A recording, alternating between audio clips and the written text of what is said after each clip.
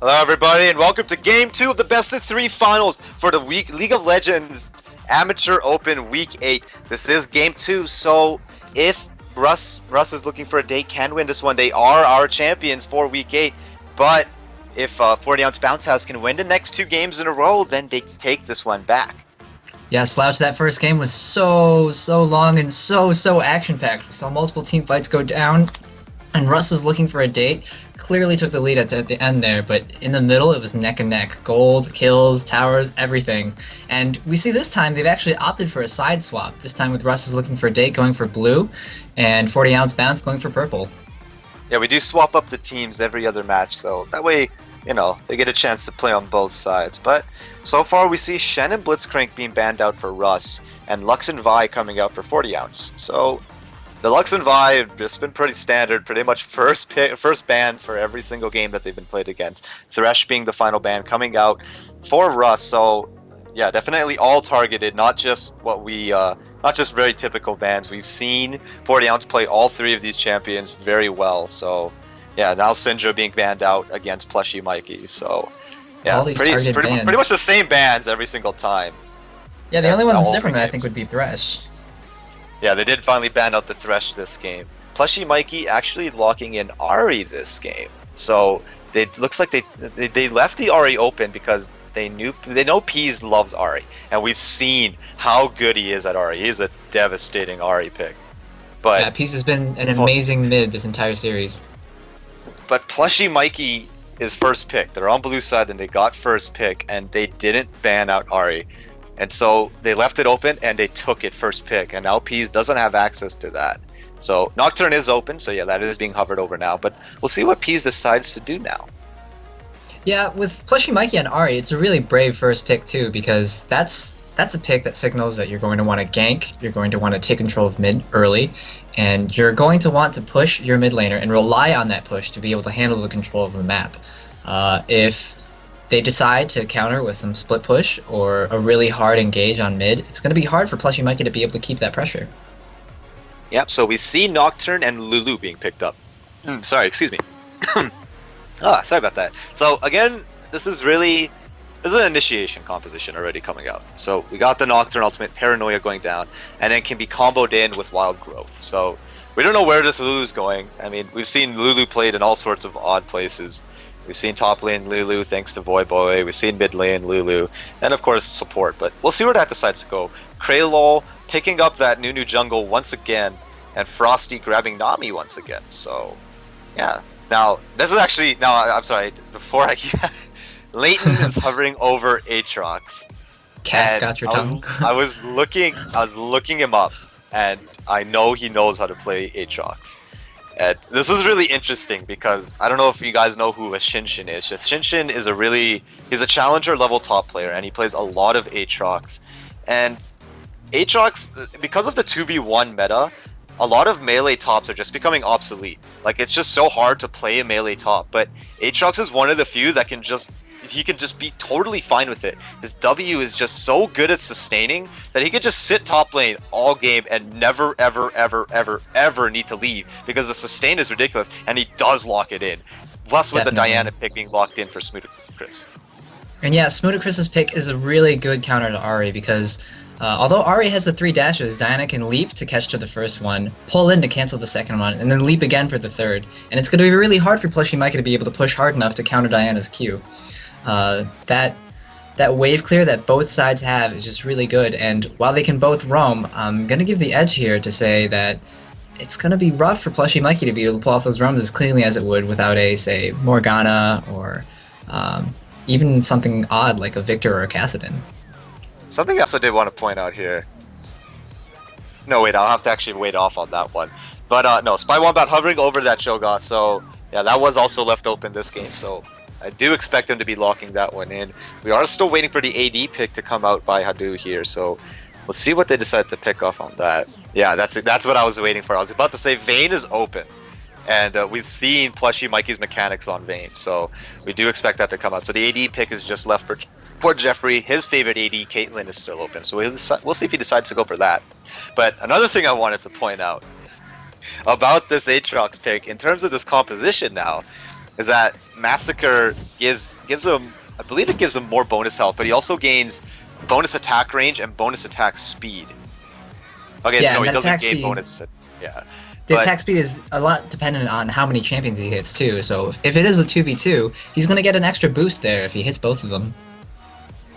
yeah, so Caitlyn is locked in for Jeffrey. Does pick his favorite AD for that role, and yeah, looks like we're just gonna be doing the swaps here. Yeah, so pretty typical lanes. Everything we've been expecting out of these guys. We are single Lulu support, so nothing crazy coming out there. So I am very excited because I don't own Aatrox, but I love the gameplay that he can come out with. He's just a really interesting champion that came out, and just his game style is really awesome. Really happy to see him being picked in these tournaments. So we'll see how this goes. We'll see what lanes everybody decides to go in and how this all just plays out. How do you normally play Slouch? Who do you play?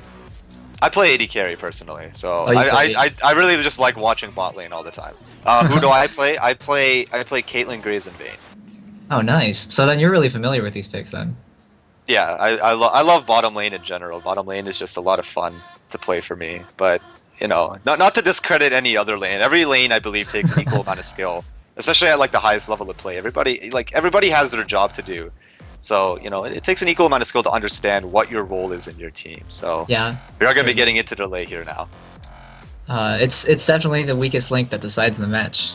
One catch, one throw, one awesome play can completely be canceled out by just that one player doing that one thing wrong. Yeah, solo queue horror stories, man. Oh man, oh man. I'm sure you have a lot too, but Oh, you know hopefully it. there will be none this game. Yeah, both of these teams have shown that they really understand the concept of, I guess, fog of war. Like, we can't forget that League of Legends is a strategy game, right? So, real war strategies come into play in League of Legends. So things such as the fog of war, like, you have to understand that these things are scary, and that real war strategies can come into play in these games. And both of these teams understand that. They understand that there's certain things you just don't do. And they play to their strengths, and they play to their map strengths. And yeah, we'll also see the supports full this game. safe. Yeah, definitely. We'll see if the supports this game pick up on the other supports' warding tendencies. The first game was very standard, all the wards being placed in normal brushes. Not really many wards placed to avoid pink wards, which is something that top-level players see very often. Yeah, definitely. Sorry, I just spaced out. I had a little bit of a brain fart. So, let's talk about these team compositions in a sense here. So, once again, we actually have Russ kind of going for this whole tanky front line kind of thing. Once again, they don't have that Morgana to kind of just spread apart people, but they have the pick-off assassination with the Ahri. So, if Ahri can get to the back line, she could just pick off somebody. But they again have that tanky front line and peel that Mikey will need. So if they can kind of just keep Mikey alive, push people away from him, Mikey pretty much outscales everybody on the enemy team. So if he can just if he stays alive during the team fights and he can do out that continuous damage, then yeah, they will win this fight. But if I just keep having brain parts. 40-ounce bounce has got this really cool dive kind of comp. I really like the dive composition they've got here. They got the Diane who could dive in, they got the Aatrox who could dive in, they got the Paranoia. And this, in comparison to the last game, Mikey is going to have to be super on top of his positioning, because it's not even that he could just move away from a spell. If he gets touched by a spell, it can spell him getting insta-gibbed almost instantly. So he has to be super careful in this game in comparison to the last one. As opposed Yeah, sorry, I think he just lagged out there, but yeah, no. So it's going to be really interesting. The delay is going to be finishing off in just a second here. I do want to quickly talk about both of these teams level 1 here. I'm going to have to lean a little bit more towards the level 1 on Russ. Man, these team names are driving me nuts. They're so long. But no, I do have to lean towards Russ. They do have the Rupture at level 1. They do have the Charm at level 1. They do have the Aqua Prison at level 1. And they do have the Ice Ball at level 1. And if Vayne just so chooses to, she can go with the Condemn as well. So all 5 of them have CC, and they have a decent amount of damage. Certainly, and I think if the fights revolve around those two, the jungler and the top laner, it's going to be really hard for those picks to happen, and they really need to just kind of watch their lanes, and those team fights are going to be dictated by who the jump goes on from Diana and Nocturne, and how well they peel between the Vayne, played by Plushy Mikey, and the the support there, because all that peel just comes down to those two alone. Alright, so we are in the loading screen. It is time for our skin intimidation factor. So, Dragon Slayer Vayne, Nunubot, Gentleman Cho'Gath, and Foxfire Ari coming out for Russ. Whereas we got Dragon Trainer Lulu, Justicator Aatrox, Frozen Terror Nocturne, and Arctic Warfare Caitlyn coming out for 40-ounce bounce. So, guess it's a tie. Unless you want to count the legendaries. It's the first time. Oh, that's right. That's right. We have to count the legendaries. So Gentleman Cho'Gath gets an extra like half point, right? And Nunubot is actually legendary as well, so that counts as an extra whole 1. Oh. So they have 5 to, but Dragon Trainer Lulu is actually technically considered a legendary now as well. You're right. So that's a very, very slight edge, slightest of slight edges, to Russ is looking for a date. But so far, this intimidation is 4-0 for predicting matches, so it's not to be counted out. Yeah, so we'll go with even this game. Let's go with an even intimidation. Let's call it a tie. We'll call it a tie. I do have a big thing for Frozen Terror Nocturne, my favorite skin. Probably one of my favorite skins in the entire game. But we are getting into the game here now, guys. Everybody just heading out of the fountains and into the Summoner's Rift right now. So this is game 2. If Russ can take this game, they will be your champions for week 8. But again, if 40-ounce bounce can take both the next 2 games, then they will win this championship themselves. And we saw last game, 40-ounce bounce went straight for the blue, dropped a ward, and left to invade. And at the same time, Russ is doing the exact same thing they do every game, which is dropping a ward off at their respective buff, and then Nami actually missing that ward there on red buff, dropping a ward at their other buff, and then going straight to the invade on the other side. Both teams just going to circle around right now, and with luck, they won't find each other. Yeah, so it looks like they're actually going to be heading over towards each other's red. So, yeah, no, it looks like they're checking around their blue area first. I'm not sure where exactly to go, but no, 40-ounce bounce are definitely heading in towards there. They do get spotted out by a ward that gets cleared out. So now, no, it looks like they're going to be heading over back towards their own side, but Russ is actually heading over towards that direction now just to check if they're there. So a little bit of movement from both sides here, but I don't think we're going to be seeing anything too wild. They're going to re-rotate again, and it looks like 40-ounce bounce is going to try to go all the way with this blue buff. The timer's got about 10 seconds left until that spawns, and they're looking really closely. Frosty going to try to clear out that pink ward. Oh, gets spotted, but doesn't go for it.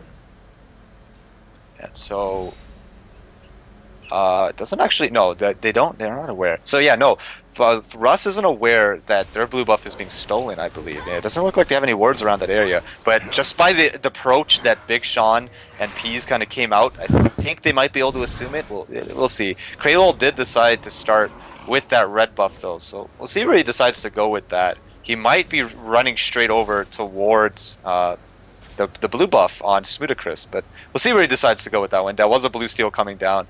Spy Wombat. Is that camp cleared out? I don't think they cleared that camp out. No, they didn't. There's still a little guy there, and Spy Wombat missed that.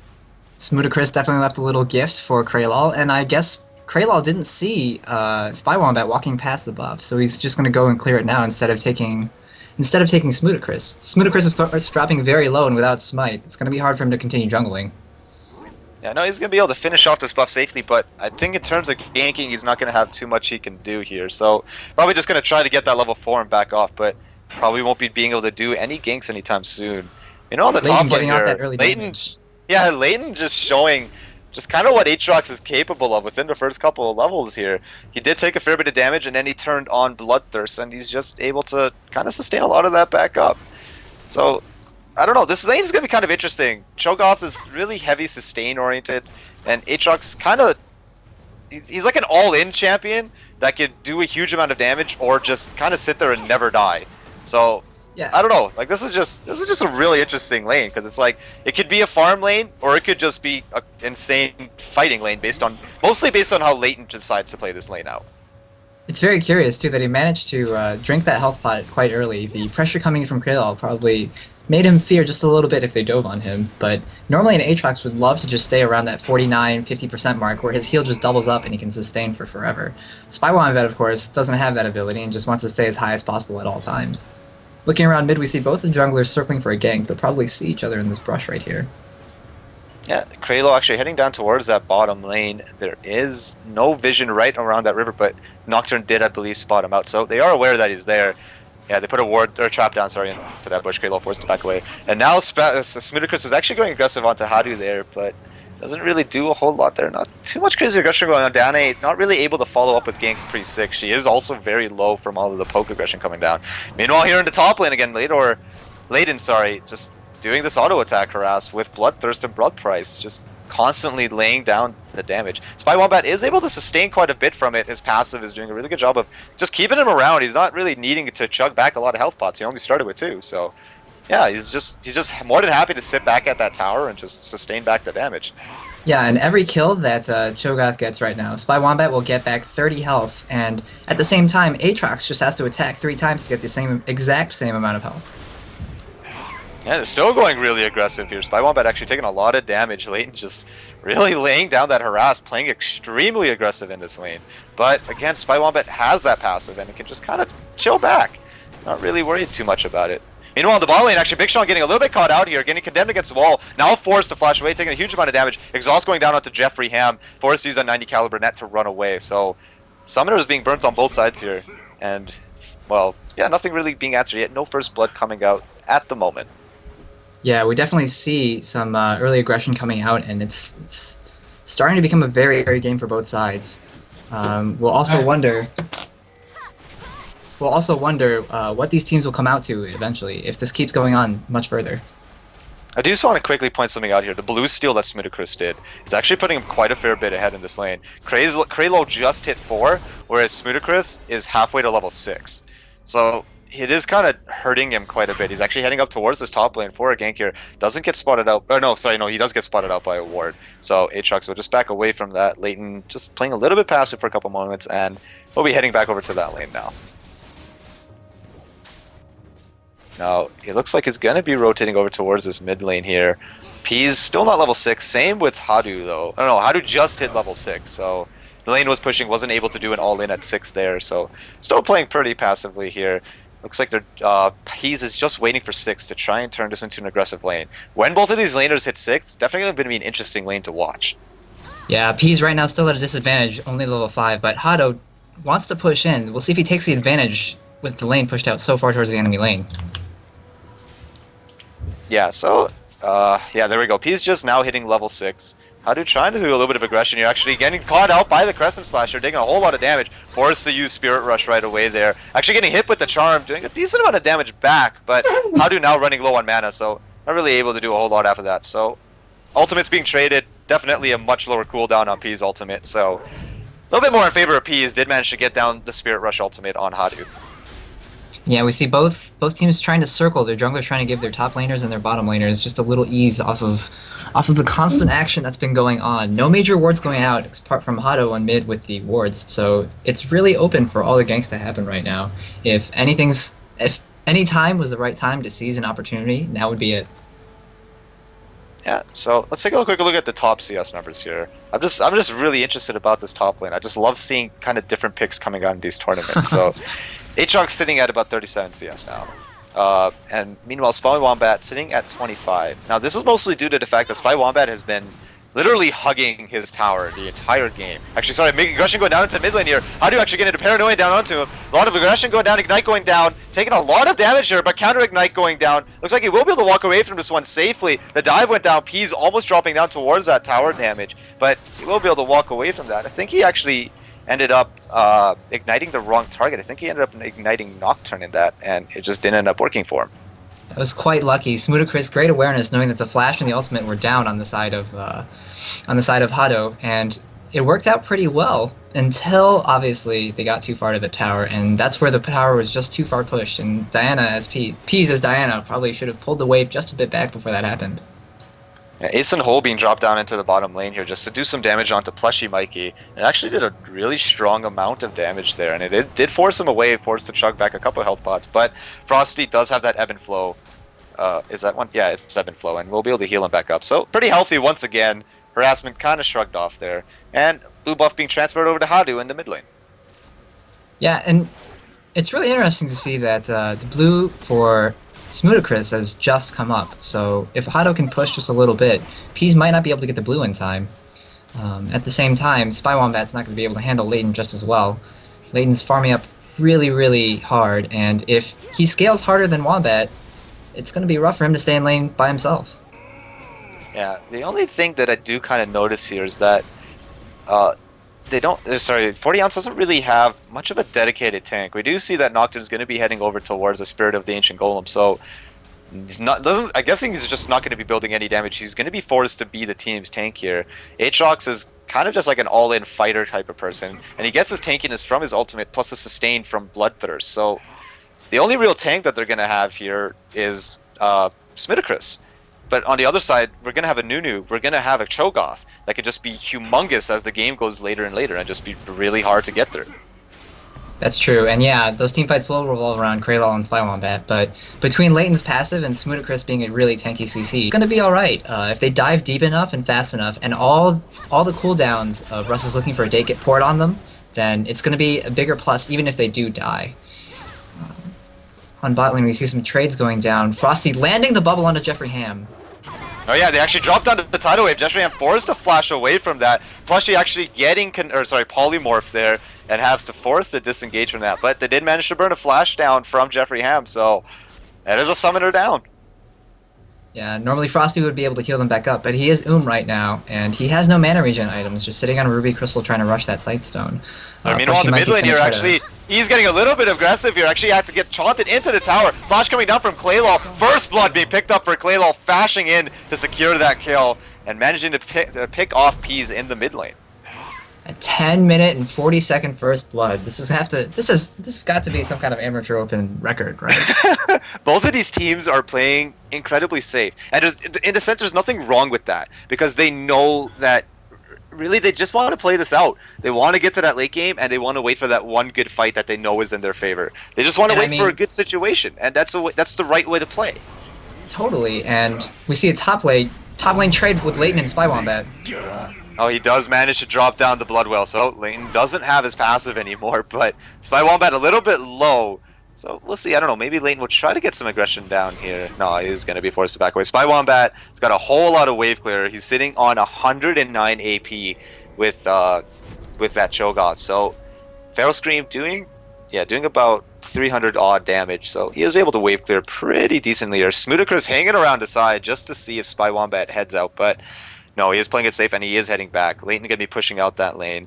Already sustaining up a huge amount of health just because of that Bloodthirst passive. So yeah, that's just kind of the power of Aatrox right there. Yeah, and I mean, these teams are playing so safe with so much on the line. The honor, the glory, the title of being the amateur open champions. Who could ask for more on this planet, right? Absolutely, yeah. So both of these teams are they're trying to farm it out. They're trying to play as safe as they can here. And it's going fairly well here. Both teams are farming relatively alright. In terms of the way the game is flowing. If you're looking at an overall like perfect CS scores, nobody's really achieving that. But in terms of just how the game is flowing, in terms of how everybody is farming, then everybody's doing really well. Minus Jeffrey. Jeffrey Jeffrey is just hugely ahead in CS in this bot lane. Plushie is sitting at about 76 to Jeffrey's 102.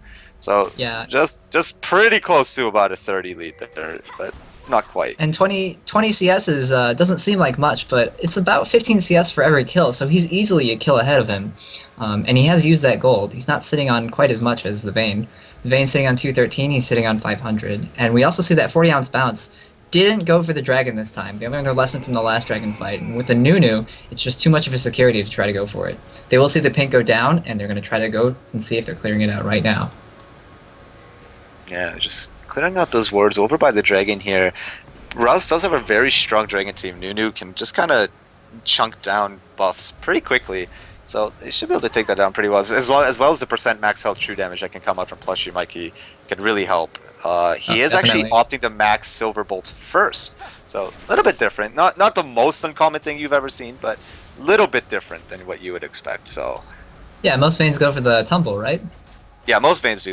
Based on the lane, really, that you just decide what you want to max first. But because of kind of Blade of the Rings King's popularity, it's not too uncommon to see Silver Bolts being maxed first, but definitely based on the lane matchup. He is opting to go for that one first, so right now it's doing 7% of enemies' maximum health on every third auto attack, so That's pretty major right now. Even if they have these very low base health this early, 7% is easily an extra auto attacker, even too.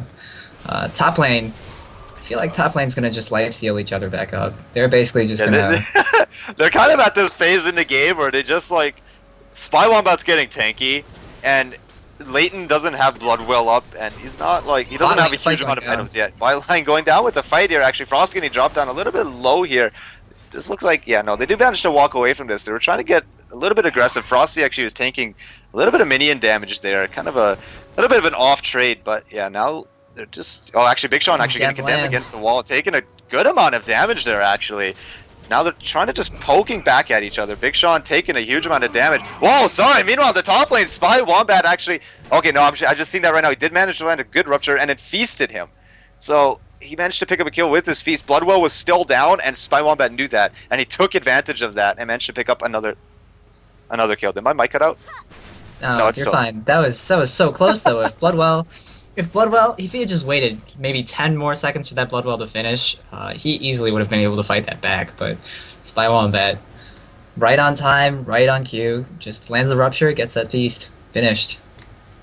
Yeah, he did a really good job of knowing when he should be acting aggressive there. So, yeah, really well played by him there. And he did manage to pick up a kill, so... Leighton was probably just surprised, because that entire time he's just kind of, poking Spy Wombat, and the Spy Wombat's just kind of poking him back, and they lifesteal back up, and they just do it again. And that burst was very sudden and very out of nowhere. Yeah, Feast actually does scale with the amount of AP you have, I believe, but it does true damage. I do believe that's correct. Smoothcrypt skipping all of his camps. Yeah, so, Smoothcrypt is going to try to skip his camps to try to save his bot lane, but I don't think he's going to be able to get there in time. No, it's getting dropped down extremely fast. That's the first tower of the game going down for Russ. So, yeah, they're really in just kind of command this game. Actually, Kraylol going a little bit deep there, kind of by himself. I don't think he realized Smoothcrypt was there for half a moment, and then was forced to flash away from the Fear Tether. So, flash being burnt on Kray there. Yeah, and overall this game is, again, looking really close. Russ is looking for a date, only 1.3k ahead. It's basically tied with no turrets apart from bottom, which was just freshly taken. Plushy Mikey ults. Doesn't quite get the condemn off. Yeah, no, Jeffrey Ham in a little bit of trouble here. Actually, Paranoia now being dropped down. Looks like it's just going to be used as a scare tactic to push people away from Jeffrey, but I don't think he needed to do that, actually. Jeffrey managed to get away from that find. He did burn his flash, so he did get away from that. So I'm not too sure. Meanwhile, the top lane, actually, Leighton just not able to win these trades, man. Like, the AP coming down from Spy Wombat is just really chunking him down. He has 140 AP. I mean, he's really hurting right now. Yeah, and this is the danger against laning against Cho'Gath. He just clears the wave, doesn't really care what you do to him, heals himself up, and then suddenly you're being harassed by Ruptures on your own tower. But looks like he's going to try to be a little wary without his wards, and no vision on Nocturne means that he could be coming out of any corner. Yeah, but Paranoia was just used. It does have a 180-second cooldown right now. Nocturne, he doesn't even have a Kindle Gem yet, so no cooldown reduction just yet. So it is a pretty long cooldown. Just so he does lose a lot of that global pressure because of it. Yeah, mid lane still just trading back nukes and clearing the waves, trying to get some pressure in there. As soon as somebody gets the tower, it's gonna be an open realm. And like I said earlier in the pre-game chat, Hado's not able to clear enough waves to be able to gank the side lanes. So the lanes are mostly on their own in the jungle with the junglers. This mid's almost like a top lane. It's gonna be a 1v1, very little swapping going on. And we see that Russ is looking for data, is gonna try to push onto this tower. Yeah, now they're trying to give him a swap over towards the mid lane here. P's doing a pretty good job just managing to clear out these minions. We do have Jeffrey Ham coming around the side with Big Sean there, so they're all going to be on defense towards this mid tower here. Plushy still hanging on his bottom lane though, and just catching back up in farm. He is about 25, close to about 20-ish farm behind now, but he is catching up, and he is a Vayne, so being 20 farm behind isn't really that big of a deal to him. And yeah, Kraylol has really good awareness there. He saw that the pink went down on Dragon. He instantly moved off of that tower, and an engagement. Jeffrey actually in a whole lot of trouble there, getting hit with that Aqua Prison, and then with the absolute zero, and then just getting picked off by Hadu there. Kraylol now actually trying to back away, but here comes Plushy, popping that final hour. Exhaust going down onto Smoothicris here. P's actually coming back in here, and they do manage to pick up a kill onto Kraylol, and then, yeah, no, everybody just disengages from that. 1-for-1 trade. Yeah, Spy Wombat's going to come down here mid lane. They're going to try to take this turret and hopefully Dragon right after. With Nunu down, they do not have Smite, but they're going to try to risk it. Yeah, looks like they're all heading over towards that Dragon now. Spy Wombat is kind of hanging around the side, but everybody on 40-ounce bounce is recalling here, so no, except for Peas. Peas is staying. I don't think he's going to be heading over towards that Dragon. They do know that they're doing it. There is actually a ward there. I don't know if they can see that. I'm going to check that out. That corner ward just doesn't get spotted. Oh, that's interesting. I have to keep that in mind. No, they can't see that the ward is there, so they can't clear it out. But there is no contest. They don't choose to go and contest that dragon. But they did have vision, and they do have a timer, so both teams will know when that dragon will be back up. Yeah, that pink actually, if it were 20 to 17 units closer to dragon, it would see both inside the pit and outside of it. But it's just a little too far back and doesn't catch the two edges there. We see that Leighton wasn't able to take the top lane, but they're both just happy to go back and farm. Yeah, Spy Wombat actually getting pretty big now. He is at about, I think that's his 2,700 health. I am colorblind, and colorblind mode doesn't do much for me, but yeah, it looks like about 2,700 health. He does have, what's that, 5 thief stacks, so almost maxed out on his thief stacks already. So he is getting pretty big, literally. Yeah, and he's got 4 he's got 4 minutes on his Rod of Ages, and that's only going to get bigger, right? The maximum of 10 stacks is going to be hit by the time it hits 26 minutes, which is perfect. That's the team fight stage, and that's when they need to be around. We see another push coming in through mid with Plushy Mikey on the bottom, farming out and split pushing, forcing 40-ounce bounce to go mid and answer to this push. Yeah, 40-ounce bounce now going back onto the defense. Hadu actually getting a little bit caught out here, but the Aqua Prison will force the disengagement there. So everybody walking away once again. Plushy Mikey's still sitting down in that bottom lane, just keeps farming every time he gets a chance to. Still about 30 farm down though, but he does have that Blade of the Ruined King completed, so now he's definitely becoming a bit of a scary monster. Meanwhile, Caitlyn also has that Blade of the Ruined King. But now this is kind of what's interesting to me, is that the Caitlyn has opted to go for a Blade of the Ruined King. Not something you see, mostly because of just how safe of an AD carry Caitlyn is. She's got the best level 1 range of any AD carry in the game. Yeah, the scary monster are at level 11, but it's interesting because of that safety. Most of the time, you'll see Caitlyn's going for an Infinity Edge, and that's what Jeffrey Ham usually does too. Is he goes for that Infinity Edge first. They do manage to get another tower down in mid lane, so 2-0 in towers. And yeah, he's really comfortable to sit with the 40 CS ahead, so that Blade of the Ruined King on Caitlyn might just be a counter Blade of the Ruined King against the Vayne, who he knows is going to get that. And Vayne with the tumble might not be able to catch to Caitlyn with a net that slows. Rotation here going for Peas and Smoothicris. They're going to try to get this mid tower with nobody really around the mid tower for Russ is looking for a date. Smoothicris taking a few tower shots. But Leighton pings out the missing, and it looks like Spy Wombat's going to go to hold mid. Yeah, they are going to be able to take down that tower. They're actually, Spy Wombat might be in a little bit of a pinch spot. He actually lands a Rupture onto Smoothicris here. Doesn't manage to slow him down. Smoothicris, yeah, it doesn't look like he wants to fight, but Ignite going down onto Smoothicris here. Spy Wombat looks like he wants to get the kill. The Fear going down onto Spy Wombat. Oh, my camera just messed up on me there. He is still on the run. Rupture is missing though, and he does manage to walk away from that one. But meanwhile, over in the jungle here, P's getting dropped down very low. Doesn't manage to juke it out. Big Sean realizing he's in a little bit of trouble. Kayla will pick that up with the Ice Ball now. Ace and the Hole being dropped down as well, but doesn't manage to pick anybody up, so they managed to pick off a free kill on the side in the jungle there. Yeah, Hado got ignited by Peas, but unfortunately just wasn't meanwhile on the window lane here, Jeffrey Ham actually getting dove on. Blade of the Ruined King being used by Plushy with the final hour and just manages to dive underneath the tower. And now it looks like Russ is looking for a date, is just putting themselves in control of this game.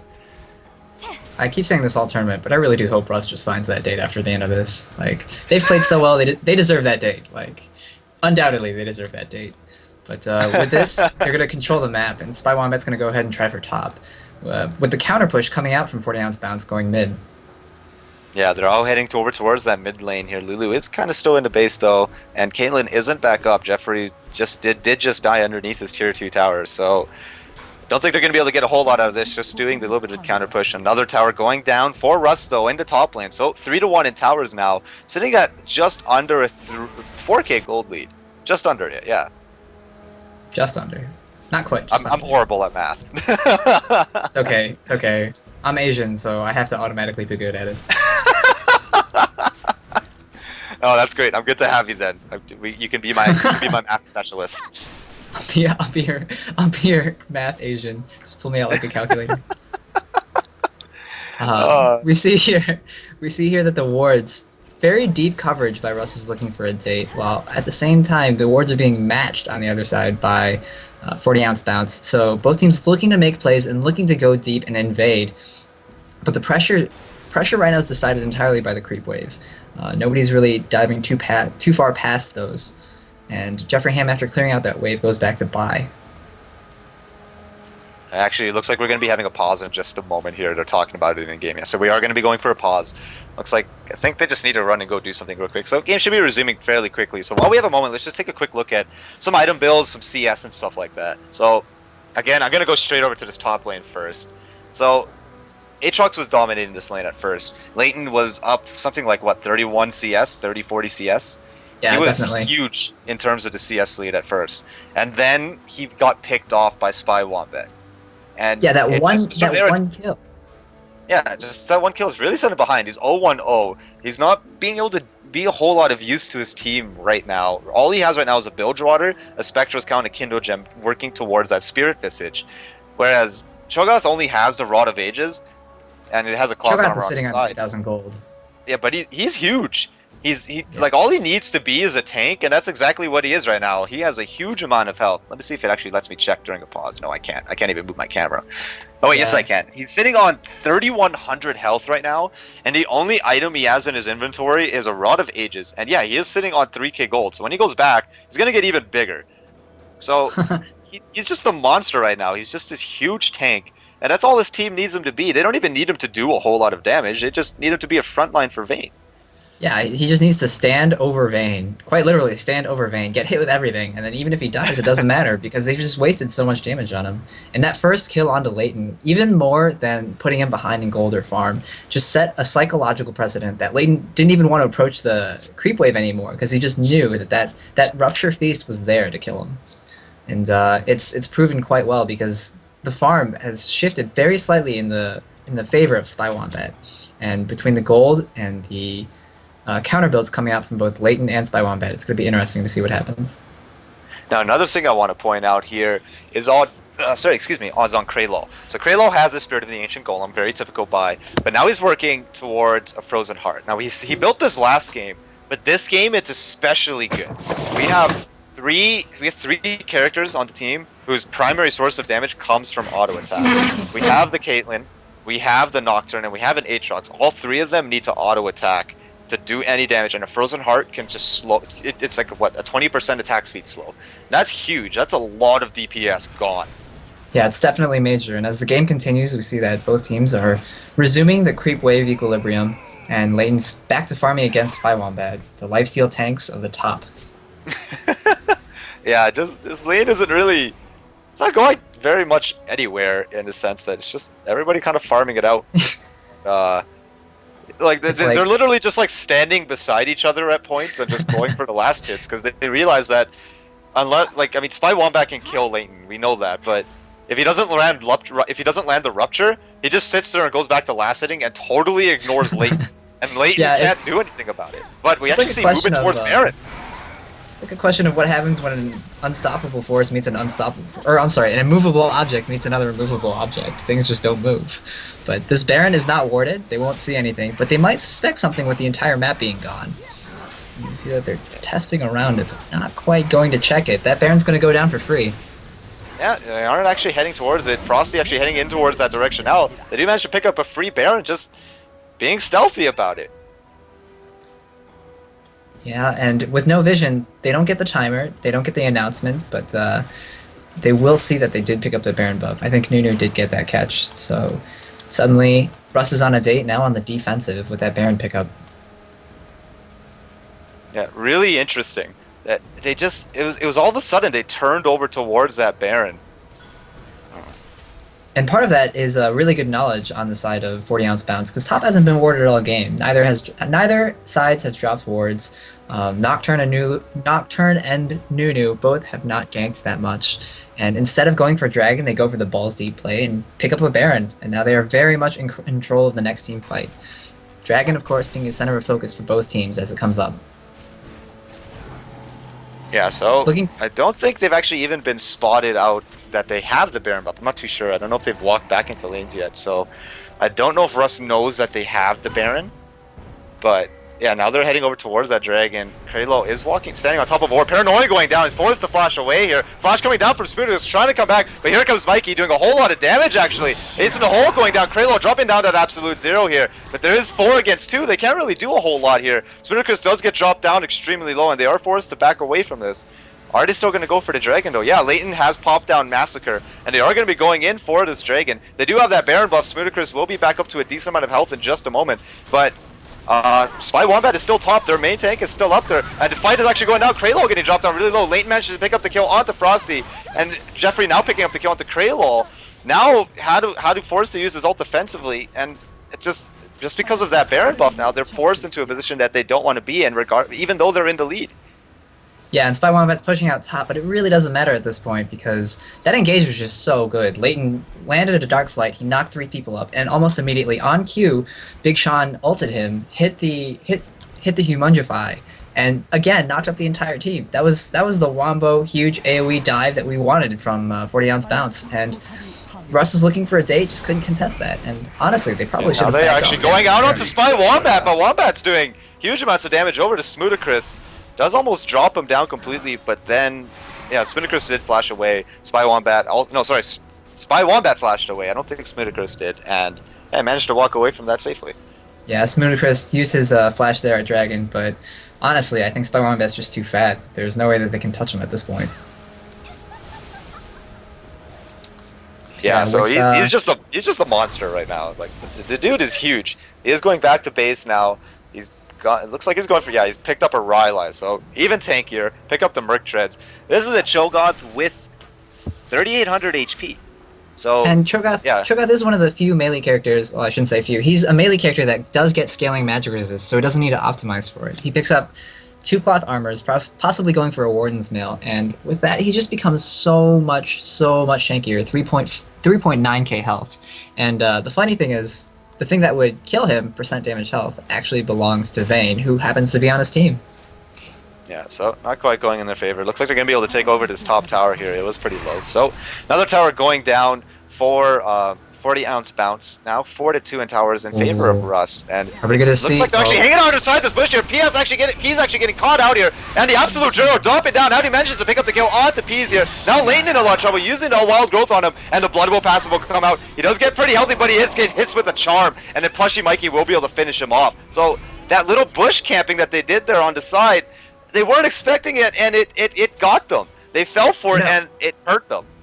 Kralo thought about ulting in that bush. He was going to pull an Empire, he was going to get everybody in the team, but in the end he just said, I'm a man. I'm going to walk out here, I'm going to ult, and there's nothing you can do about it. And they suddenly panicked, right? There was nothing they could do. They backed off, they panicked, they Everybody got split. Everybody was split. So Peas was like hugging the enemy tower there. He was nowhere near his team.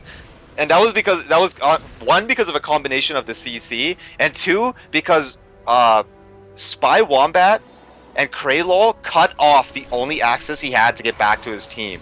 Aatrox and Diana dove in, and then they had nowhere to go because Jeffrey and Smoothicris and I keep forgetting everybody's name, and Big Sean were getting zoned away by the 2 major tanks of the team. They couldn't get in. And that's a major miscommunication because we know that Jeffrey Ham loves to stay back, loves to sit back and be safe instead of doing damage, but he does do a lot of damage. And at that point, Diana had gone in, Diana on Peas had gone in, Leighton had gone in.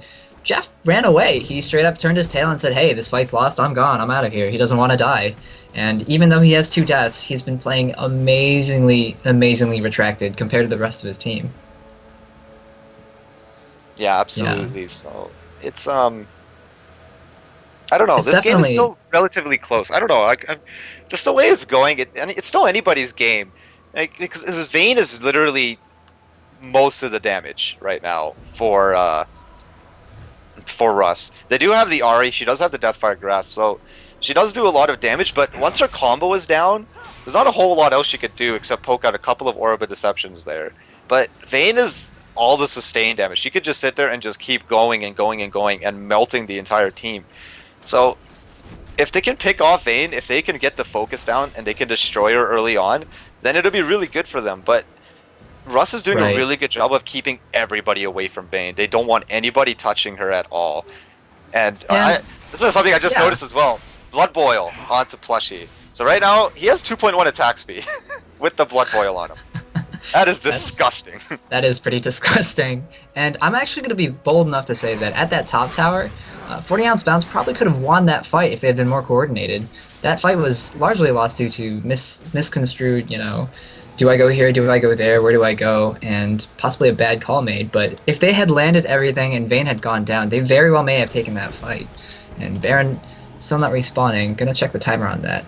So yeah, it's gonna be coming up in about 30 seconds. So very soon we'll see the teams converge to try to contest Baron. So, like, 40 ounce bounce are the only ones with the timer on that. Yeah, sorry. Russ doesn't actually know when it went down because there was no vision at the point when it went down. So they don't have the timer, but I don't think either team are going to want to go for it at this point just because of how close the gold is. So I don't think there's going to be any kind of sneaking of the Barons again. That's true, but we do see them grouping. And yeah, it's a key of a good support and a good jungler to kind of have a sense for at least when it's going to be. And we do see that they do know where it's at. Plus she taking that shot.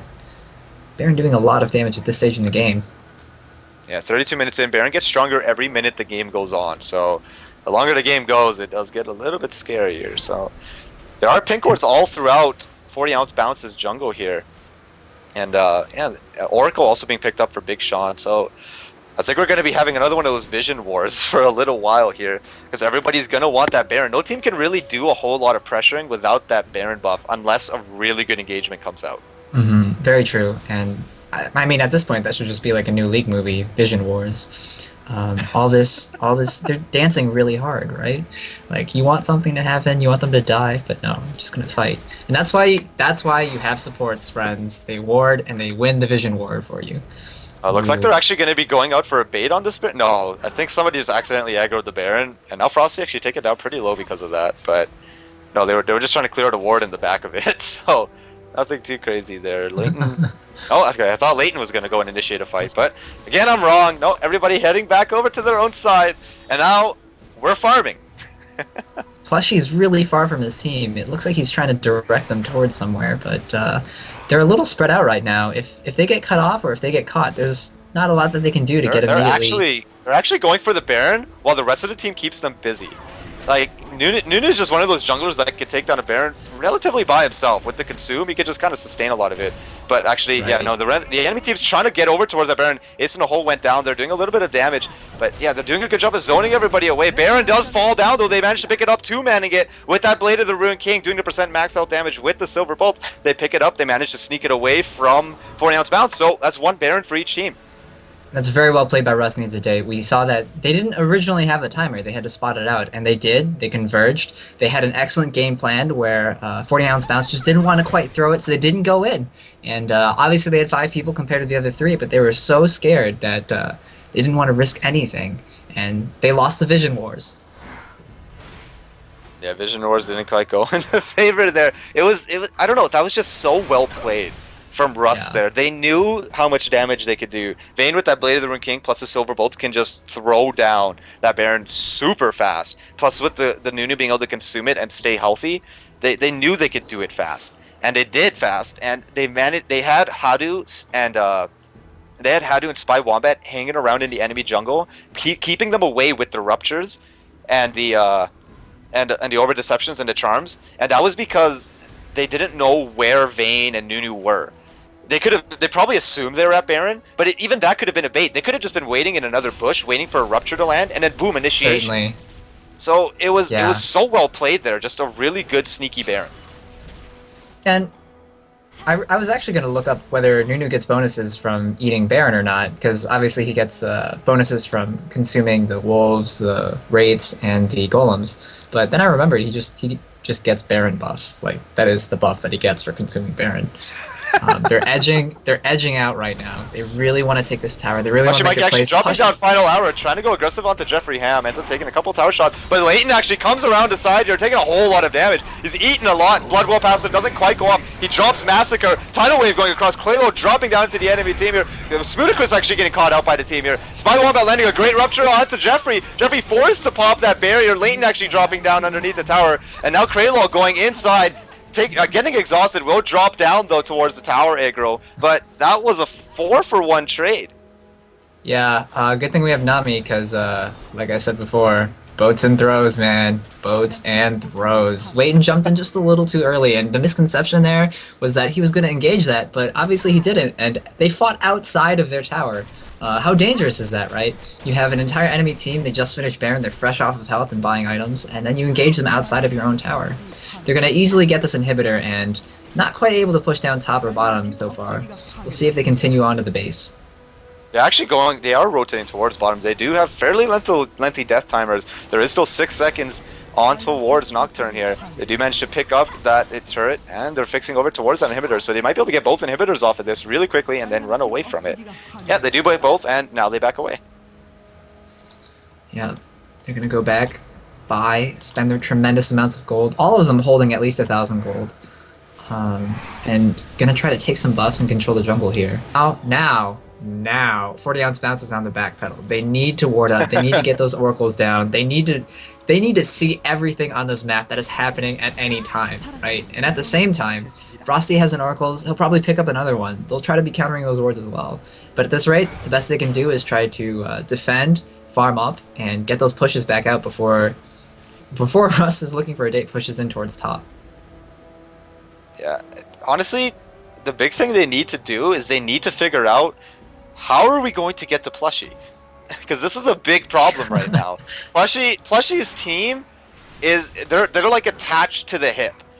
They like Plushie is going everywhere with somebody tanky, and in the middle of team fights, he has at least one tank standing beside him. And if somebody goes in towards Plushie, they get blown up. Absolute Zero will be popped, Feast will be popped just for the damage, and they just can't touch him. Yeah.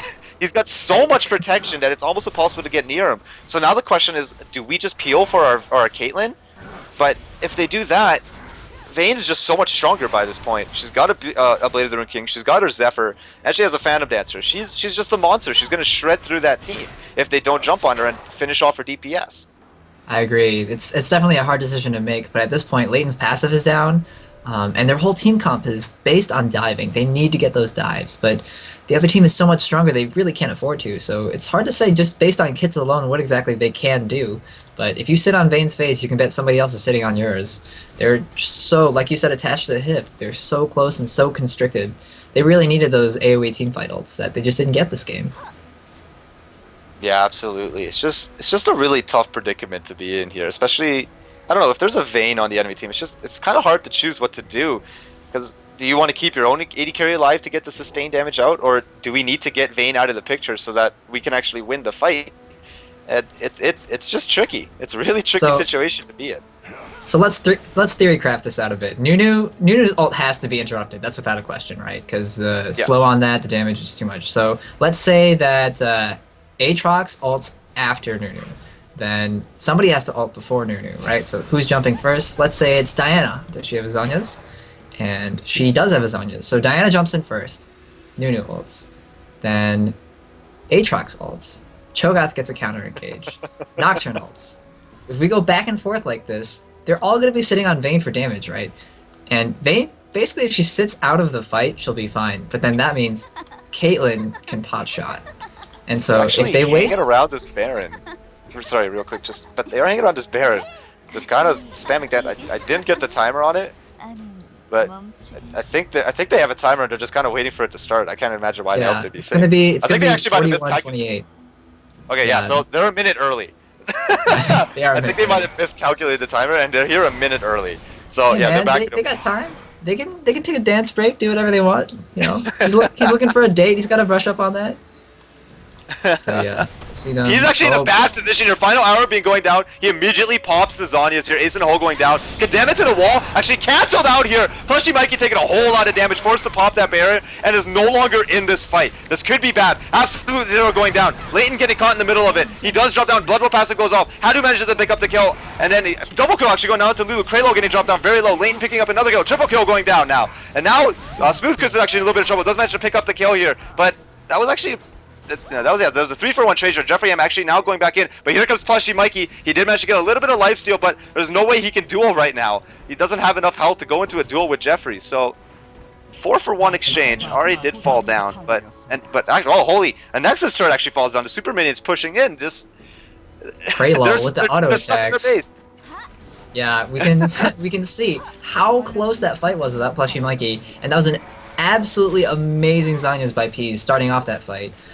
They cleaned up, and without the Vayne, Jeffrey Ham just was free to clean up on the back line. Russ just getting melted here, but the Ace and Hole doing a whole lot of damage. Flashes away from the last turret shot, just barely living with his life. Absolute Zero keeping Jeffrey Ham away from the Vayne, and he lived like with what, 20 health there?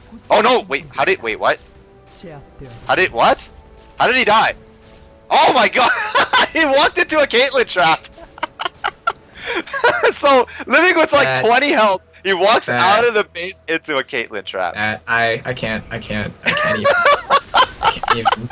That was like highlight reel right there. That was so priceless. No, that's why we say 80 carries are fat at this stage of the game. They just go for those cupcakes. Like, oh my gosh, who would have seen that coming? Who would have seen that coming? Oh, actually, now Big Sean actually getting caught out here, doing a huge amount of damage. Hadu picking up the kill. Now Jeffrey in a whole lot of trouble, getting Ice Ball flashing over the wall. Orbit Deception just barely missing out on Jeffrey. Peas, oh. Oh, now actually Peas in a little bit of trouble. Oh, go charm into the Rupture. Whoa! Whoa! That was great. He actually would have dodged that Rupture, but a clutch charm made it so that he was stuck inside of it. And the Rupture actually knocked him up and finished him off with the Orbit Deception. That was brilliant. They were so confused. They saw Peas there, and Russ was looking for a date, just kind of waddled around like, oh, hey, it's a member of the enemy team. And Diana almost got away with it, but that Charm Rupture, too strong. Three That was a really wicked combo. That was a wicked. Getting all 3 inhibitors here. And super minions are pushing into the base. Looks like they're going to be trying to rotate here. They don't have Vayne, so their tower pushing pressure is gone. Kralo popping down that absolute Zero here. Smoothlicker is getting dropped down really low. Fees going down onto Smooth, taking a lot of damage. Knockup going down onto Smooth Wombat, taking a lot of damage. The turret will finish him off, but the turret is now down. Switching their eyes over towards the Nexus. Tidal Wave going across. They're trying to do as much DPS as they can here. Wild Growth being used onto Big Sean. He's taking down really low. Paranoia going across now. Taking down Hadu very low. And they're forced to back away. Ace in the Hole actually going down. Frosty isn't able to take it. And now Frosty's in a little bit of trouble, getting feared, but here comes Vayne. Smoothicus in a whole lot of trouble, popping that spell shield, but isn't able to do much with it. And now they're fixing over towards the Nexus. That's about half health. Plushy Mikey going in straight towards it. Jeffrey's trying to get close, but there's way too many creeps, doing a whole lot of damage. Plushy actually drops down, but Frosty from the back finishes it off. They finished the game, and these are your champions. Russ is looking for a date, wins the tournament.